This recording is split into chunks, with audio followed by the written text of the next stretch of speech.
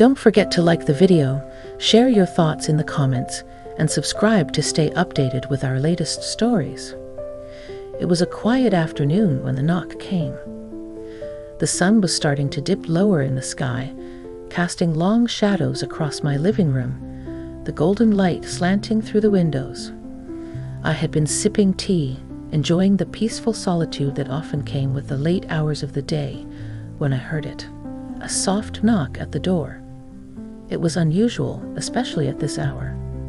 I wasn't expecting anyone. My first thought was that it might be the neighbor dropping off some package they wanted me to hold, but something felt different this time. I stood up from my chair, the warm mug still in my hand, and made my way toward the door. The house was quiet, almost too quiet. As I reached for the handle, my heart skipped a beat. A slight unease settled in my chest. I don't know why. Maybe it was the way the day had been going, or perhaps it was just the unexpectedness of it all. When I opened the door, I was met by a figure I hadn't expected. It was James, my best friend Sarah's husband. I stared at him, a little shocked. His face was drawn, his eyes troubled, something in his posture seemed off. He looked uncomfortable, almost hesitant, standing there in the doorway as if unsure of himself. "Hey, Mary," he said, his voice low, almost too soft. "Can I come in?" I blinked, taken aback. Of course, I stepped aside to let him in, but I couldn't shake the odd sensation that had settled in my stomach. What could he want? I'd always known James to be friendly and confident, but today, something was different. "Is everything all right?" I asked, trying to sound casual, though my voice betrayed the curiosity building inside me. He didn't immediately answer. Instead, he just stood there for a moment, looking past me into the living room, his gaze unfocused. He seemed as if he was gathering his thoughts, trying to find the right words. "Actually," he said, his voice steady but quiet, "I came to talk to you about something personal." At that, my curiosity deepened, and I motioned for him to sit down. I placed my mug on the table and made my way to the opposite side of the room, giving him space, yet unable to stop myself from studying his expression. Something wasn't right. James wasn't one to share much of his personal life with me. I knew of him mainly through Sarah's eyes. He was the provider, the strong, dependable husband. Their marriage was the picture of stability, or so it seemed. So, for him to be standing here, asking to talk about something personal, was strange. He finally sat down on the couch, his hands resting on his knees. He took a deep breath before looking at me directly. "I don't know where to start," he said, his voice barely a whisper. "But I need you to understand something. It's about Sarah." I blinked, my mind racing. My best friend? What about her? I had never seen James look at me like this before, his face a mixture of guilt and distress. My heart started to beat faster, but I didn't interrupt him. "I've been keeping something from her," he continued, his eyes darting away as if ashamed. "Something that's been eating at me for a long time. And it's about to come out, whether I'm ready or not." I felt a sudden tightness in my chest, a coldness creeping into the space between us. What could he possibly have to confess? This wasn't the kind of conversation you expect from your best friend's husband. I couldn't imagine what it might be, but I knew it was something serious. "James, what's going on?" I asked, my voice now softer, urging him to continue. He swallowed hard, his throat working with the effort of speaking. His fingers clenched together, and for the first time, I saw him as vulnerable as human. He wasn't the confident, in-control man I had always known. "I've been having an affair," he said, his words falling from his lips with a heaviness I hadn't anticipated, "with someone I never should have gotten involved with. And now, I don't know what to do." The words hung in the air like a punch to the gut, leaving me speechless. I could feel my own heart thumping in my chest, the room suddenly feeling smaller, the silence between us deafening. I was in shock. Of course, I had heard the rumors, the whispers in the background, but I had never taken them seriously. Sarah and James seemed so perfect together, the ideal couple. Yet here he was, confessing something so painful, so deeply personal. "I never meant to hurt her," he added, his eyes dark with regret. "I love Sarah, but I've made mistakes. And now I'm afraid it's too late to fix them." I felt a knot tighten in my throat. What was I supposed to say? What could I say? How could I comfort him in a moment like this, knowing that his confession would destroy everything I had known about their relationship? "James, this is a lot," I said, my voice thick with emotion. "You've got to tell her. You can't keep this from her anymore. It's going to come out, and you need to be the one to tell her." He nodded, his face a mixture of sorrow and relief. "I know. But that's why I came to you. I need help. I need someone to listen before I face her. I didn't know who else to turn to." The weight of his words settled heavily on my shoulders. I wasn't sure how I felt in that moment.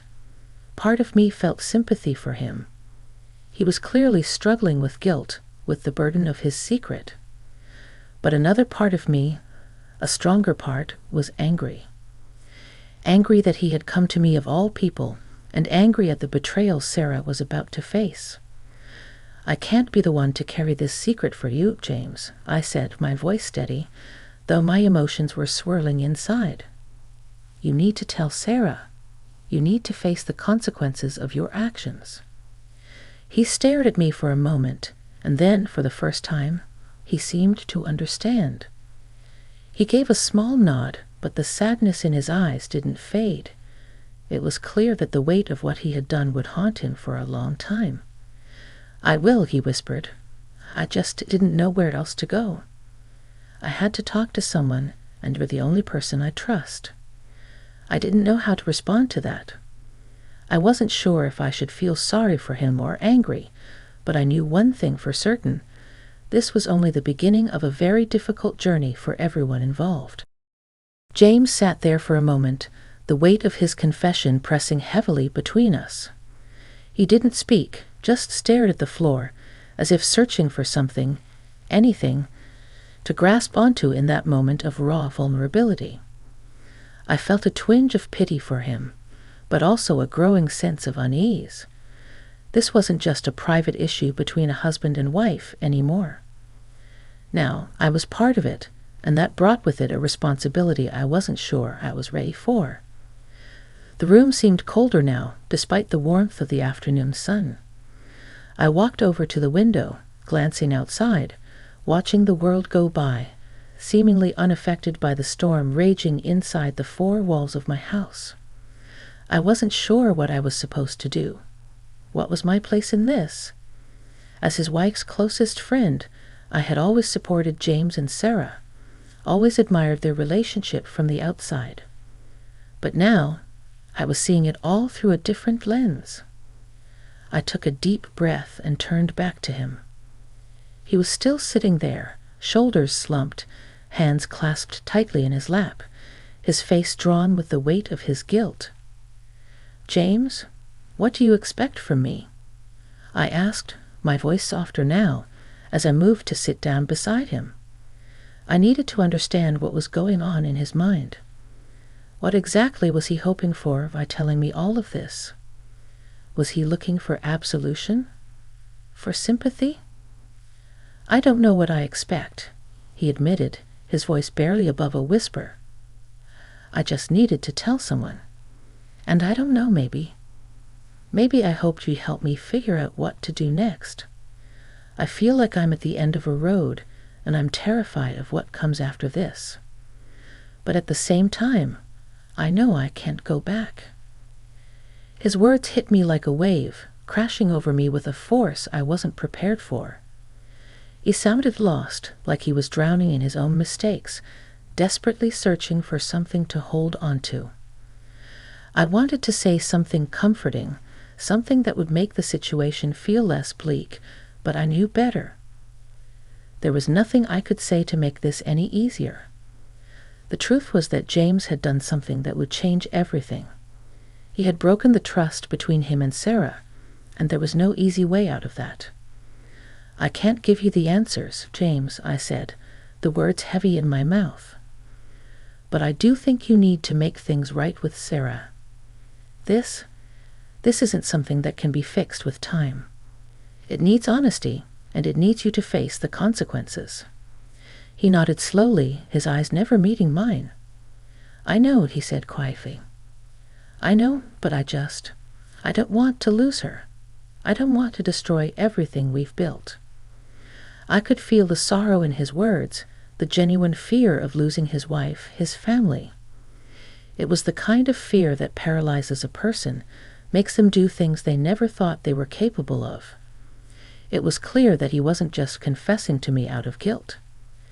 He was trying to prepare himself for the moment when he would have to face Sarah and tell her the truth. "Do you love her?" I asked, almost without thinking. The question was out before I realized how it might sound, but it was important to me. Did he still love her, or had that connection been replaced by the guilt and the fear of what he'd done? His gaze finally met mine, and there was a flicker of something in his eyes, something raw, something real. "Of course I do. I love her more than anything. That's why I feel so broken, because I've betrayed her trust. I've hurt her in a way I can never take back, and I don't know how to fix it." I didn't know what to say to that. Love, after all, didn't excuse the choices he'd made. It didn't make his actions right. But I could see that the weight of his guilt was eating him alive, and for that I felt a pang of sympathy. Maybe, just maybe, he was capable of redemption. But would Sarah ever believe that? "You need to be honest with her," I said firmly, my voice steady despite the whirlwind of thoughts racing through my mind. "And you need to do it soon.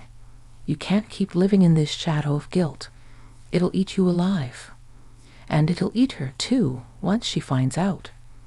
She deserves to know the truth, James, as hard as it is."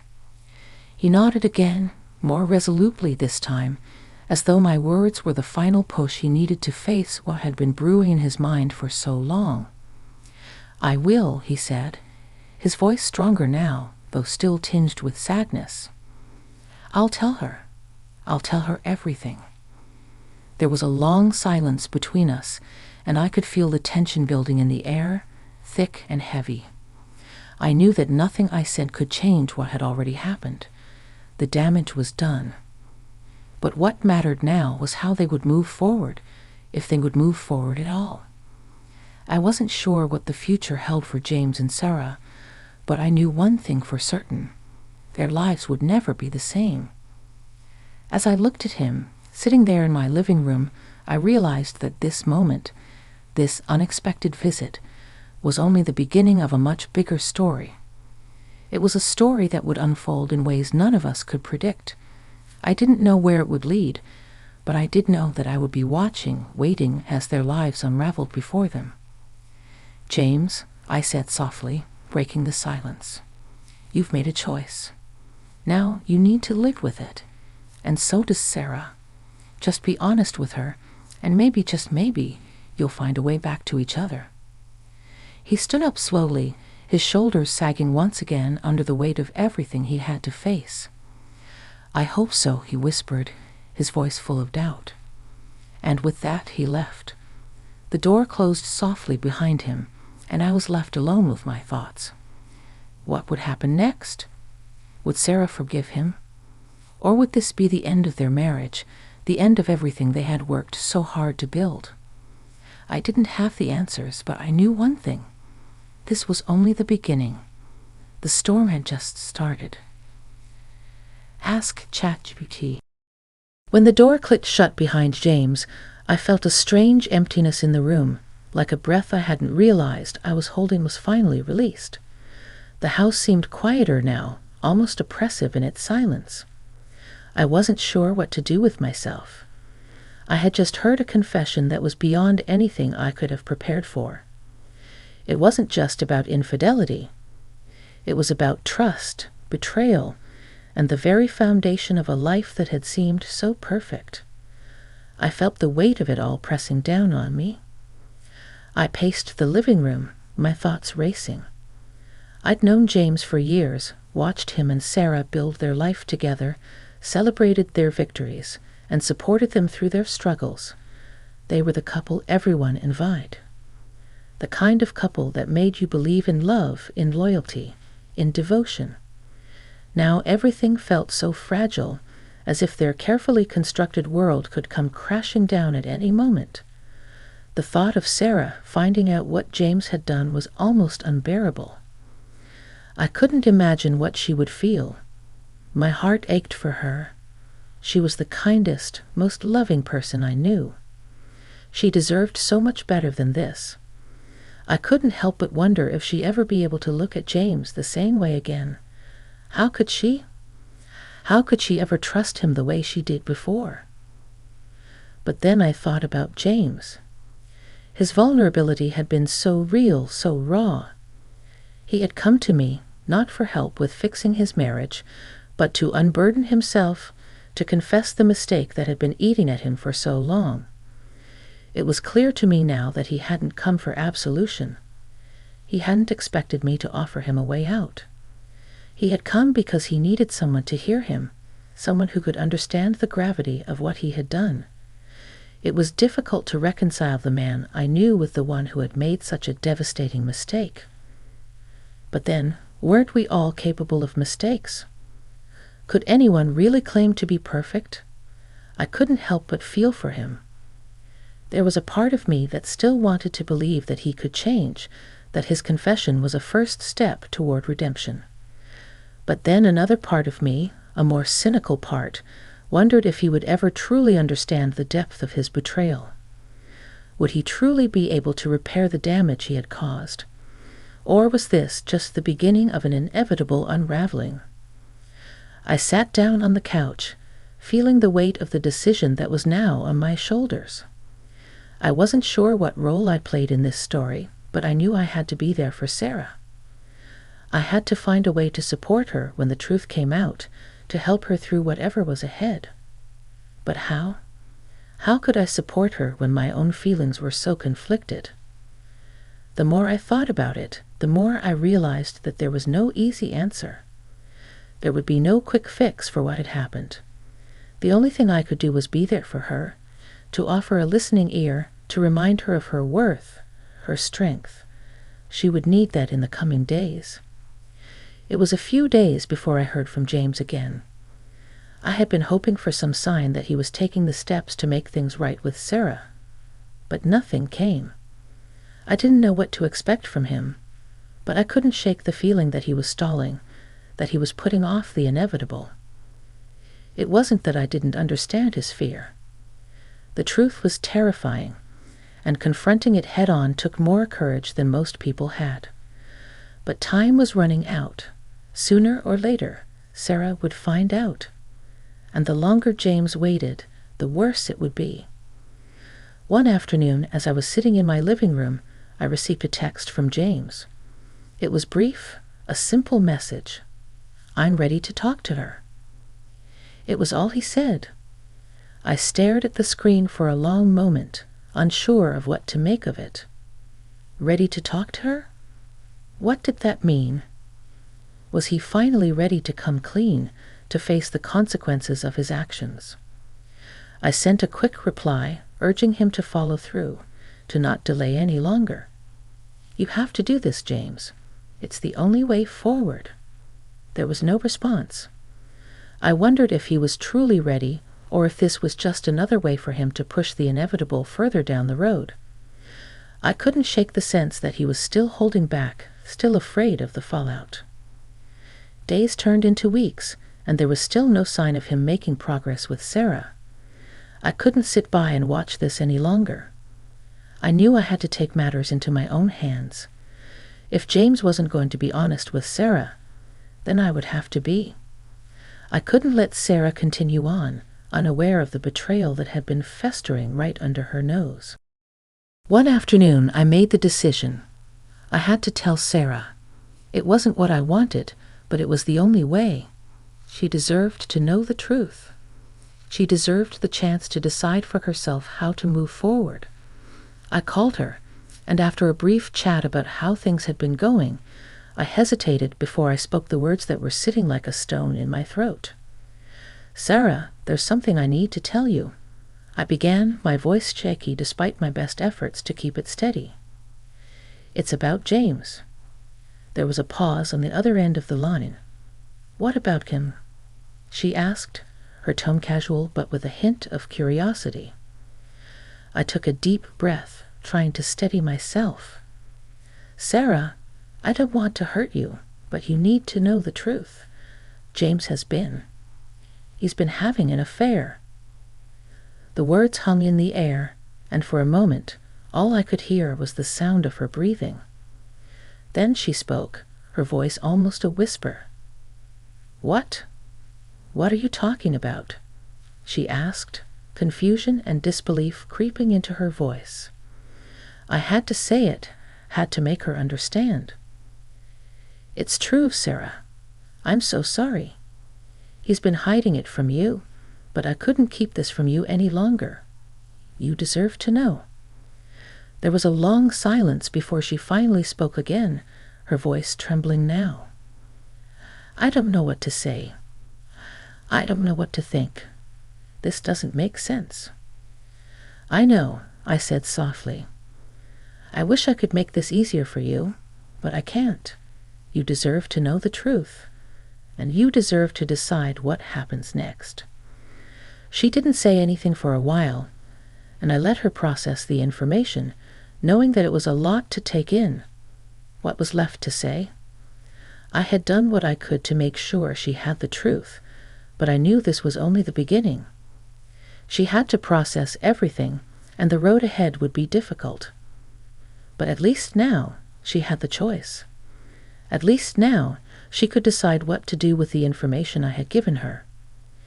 In the days that followed, Sarah and I spoke a lot.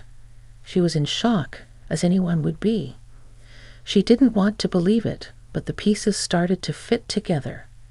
She had seen the signs, but hadn't wanted to acknowledge them. The pain in her voice when she spoke about James was heart-wrenching. She didn't know what to do, how to move forward, or even if she could ever forgive him. But through it all, I remained by her side, offering support, offering comfort. I didn't know what the future held for her and James, but I knew one thing. No matter what happened, I would be there for her, helping her navigate the storm ahead. Days turned into weeks, and the weight of everything that had happened settled deeper into my heart. Sarah and I spent a lot of time together, talking, crying, reflecting. She was still in disbelief, her mind a whirlwind of emotions that shifted from anger to sorrow to confusion.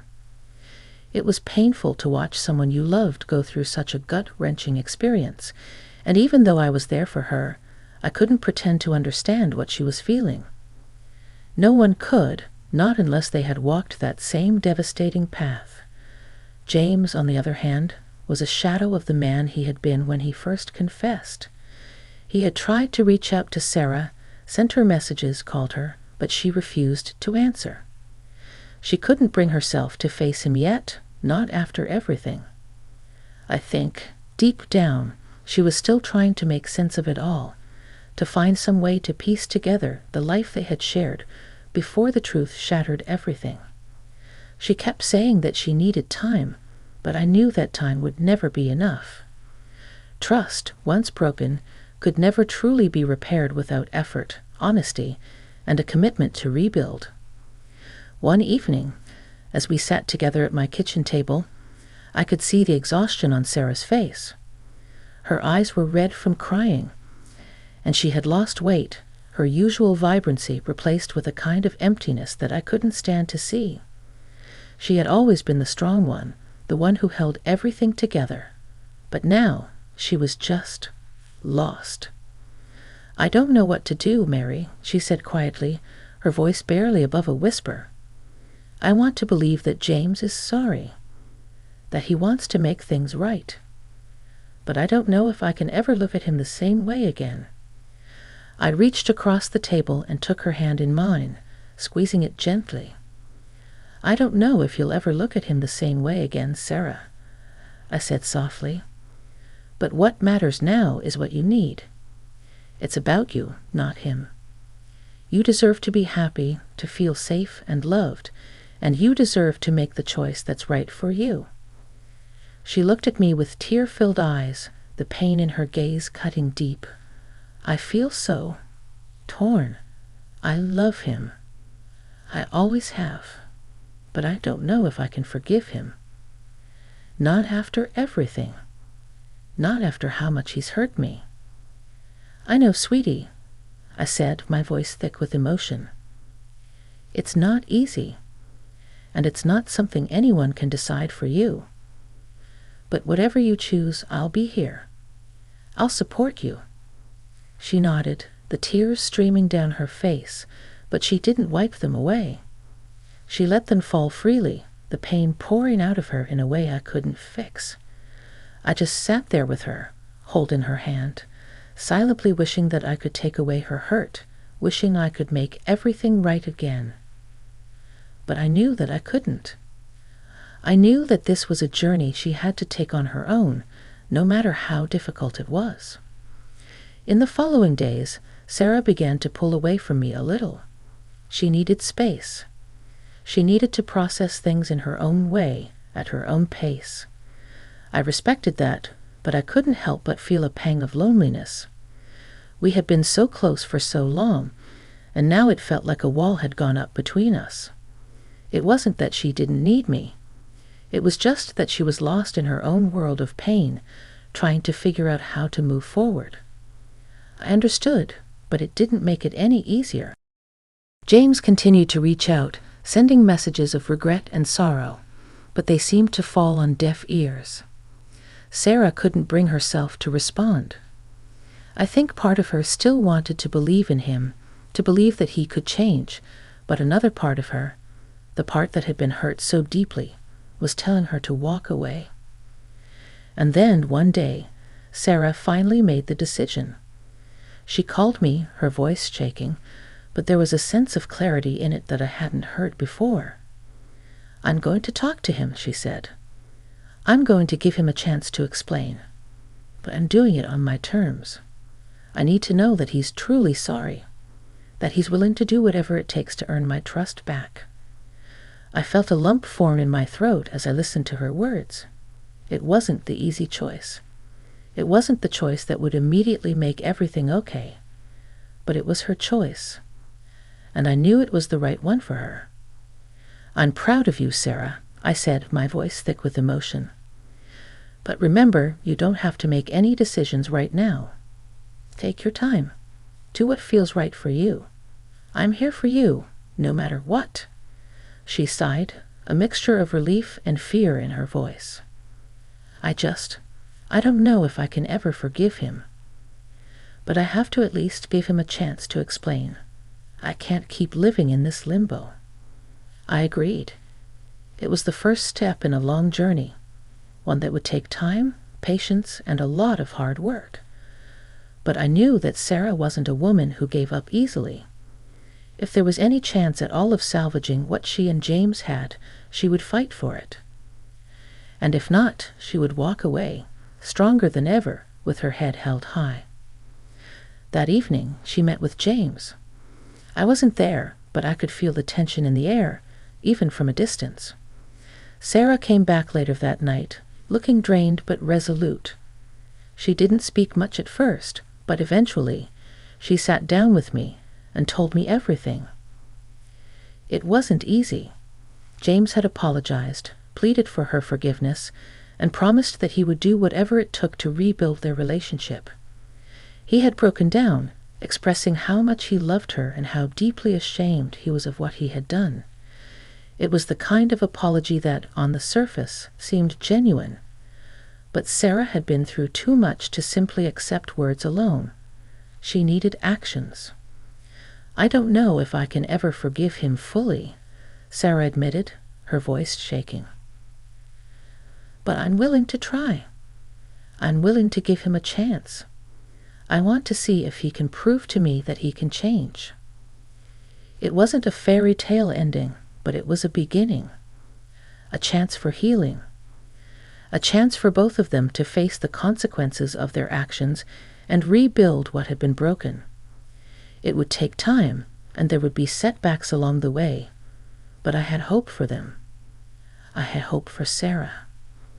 "I'm proud of you," I told her, my heart swelling with admiration. "Whatever happens, you're strong. And you're not alone." She smiled faintly, a small spark of hope in her eyes. "I'm not alone, Mary. I have you. And that's enough for now." And so with that, their journey began. One of pain, forgiveness, and hopefully growth.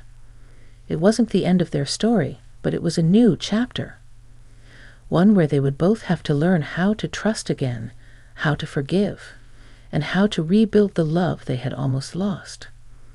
As for me, I would be there for them every step of the way, offering whatever support I could. Because no matter what happened, I knew that friendship, loyalty, and love would always be the foundation of our relationship. And that, in the end, was enough.